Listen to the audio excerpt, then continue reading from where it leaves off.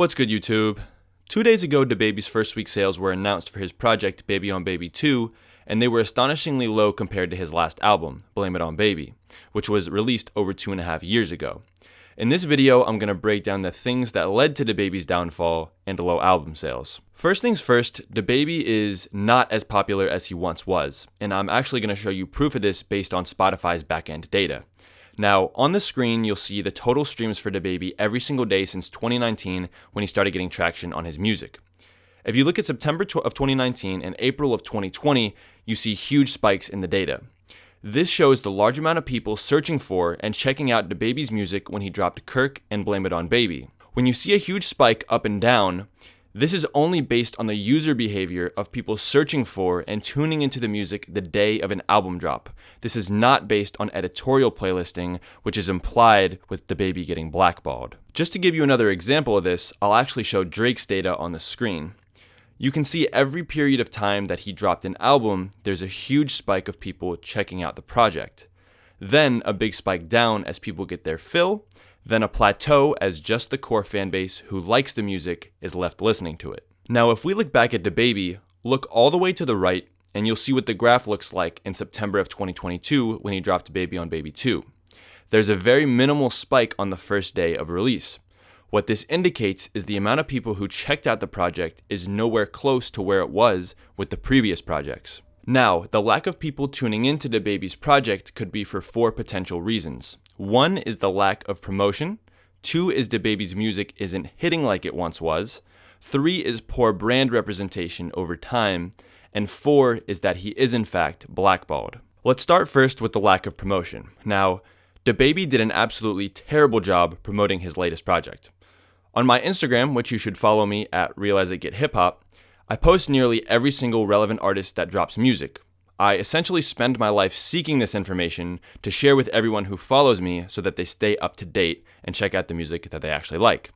And even me, I literally didn't know Dababy was dropping Baby on Baby 2 until the day that it dropped.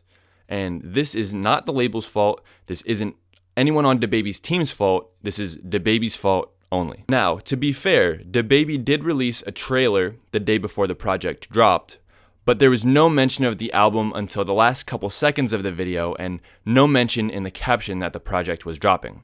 Most people barely have an attention span these days, so they probably didn't make it till the last seconds of that video, meaning that they didn't know that the album dropped, unless it was a select few. Since the project was released, Dababy has actually put out a ton of snippets hyping up Baby on Baby 2, but for first week sales, it's critical that an artist posts a lot on their social media at least a week or two beforehand, because this is what creates the awareness when the project drops and fans know to tune in. The reason why this was such a fuck up on Dababy's part is that first week sales, more than anything, have become a narrative for mainstream hip hop fans. Most people really don't know or have an idea of how sales work or what it means. They just know that low numbers mean someone flops and high numbers indicate that someone is a premier artist. With Dababy selling 17K, his whole name now gets surrounded by a narrative that he's fallen off. This goes back to him not promoting his album before the project drops, which means less people tuned in and led to lower first week sales. The second reason this album flopped is because Dababy's music isn't hitting like it once was. Now, I'm not going to sit up here and say that Dababy makes the same song over and over and that's why he fell off, which I really do see a lot of fans say. It really is possible for artists to make very similar sounding songs and keep a fan base engaged. NBA Youngboy, to me, makes very similar sounding music from song to song on a project. He does have records that really stick out, just like any artist does, but for the most part, his records all have the same sound to them. Someone like T-Glock also, to me, makes very similar sounding records from song to song. The reason these guys are succeeding, though, is because they drop frequently. They constantly are feeding their fan base and giving them a reason to come back to their music. Dababy has barely dropped music compared to his peers in the past 2 years. So, if he's making similar sounding music and he's not keeping his fan base engaged, they have no reason to keep rocking with him. In today's day and age in music, attention spans are short unless the music of a certain artist is that amazing, like Lil Baby or Drake. If you don't keep feeding the fans, they will fall off. And it really amazes me how artists can not be in tune with their temperature in the game. Times are changing so fast in music, and it's harder than ever to win someone's attention. Dababy going from selling 124,000 units with Blame It On Baby to 17,000 units should never be a surprise if he's on point with checking his temperature. I really think this is kind of a direct reflection of him being lazy and thinking that he's on a pedestal and that he'll be hot forever. Also, just to provide proof on this, if we look at Dababy's most popular songs on both Spotify and Apple Music, on Spotify all but one are from 2020 or earlier. On Apple Music, all of his most popular songs are from 2020 or previous as well. The third reason this album flopped is from Dababy's poor brand representation. And there's only one way that an artist can really thrive over the long term, and that's through building a brand around honesty and authenticity. Over the past 3 years, Dababy has done a lot to give people a reason to trash his name and build a branding focus on something other than music. These things include beating up touring promoters, punching female fans, drama with Danny Lay and her brother, and the Rolling Loud Miami incident where he used homophobic slurs. Now, I'm not going to sit up here and say that I personally bash him over this stuff. However, a fan base is made up of the general public and the masses. Most people in the general public never do their research. They hear a story and they run with it. Dababy has given people so many reasons to talk about him in a negative light. The public essentially gets brainwashed with narratives that they know nothing about. This is all Dababy's fault because he puts himself in a position where the narratives could even come into play. If your music is great and your name stays clean, you'll succeed over the long term.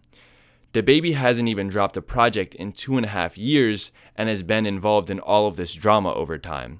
His brand is no longer just about the music, which is why people are tuning out. Finally, the last reason that everyone is talking about why Dababy flopped is that he's blackballed from the industry by being excluded essentially from editorial playlists on the streaming platforms. Now, personally, this reason is a very, very poor excuse of why Dababy flopped to me. I did check, and Dababy does have songs on both Spotify and Apple Music's biggest editorial playlists, specifically in hip-hop. I'm sure he could probably have more songs, but this is what the talk of the industry is. However, I'm actually going to refute that claim that Dababy being blackballed is the reason that he flopped. Now, the most power an artist could ever have is their own core fan base because it's something a label could never have control of.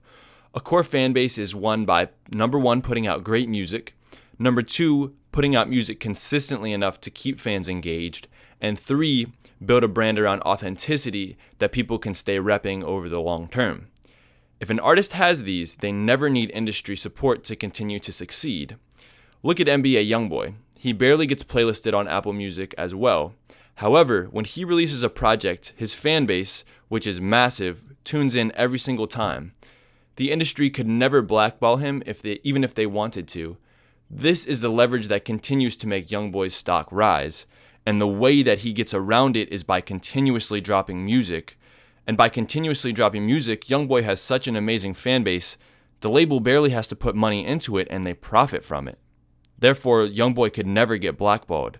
Dababy was at a point where his fan base was so big, he could go along with this method and not get blackballed, but he just got lazy and didn't drop music in 2.5 years, and now he's in this position where a narrative of 17,000 is controlling him.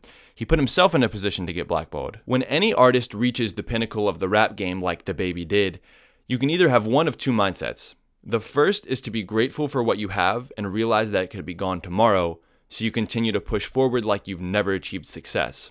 Or two, you could be overwhelmed with success, let it get to your head, and believe you'll never fall off. Dababy chose the latter. Music artists need to realize that no one stays hot forever. The day that you get cocky is the day you start falling off. Dababy hasn't dropped music in 2.5 years, and now this narrative will control the public opinion of him until he drops again. But what do you guys think about the project? Do you think Dababy being blackballed was the reason that he fell off? Let me know in the comments down below, like and subscribe for more, and I'll see you all in the next video. Peace.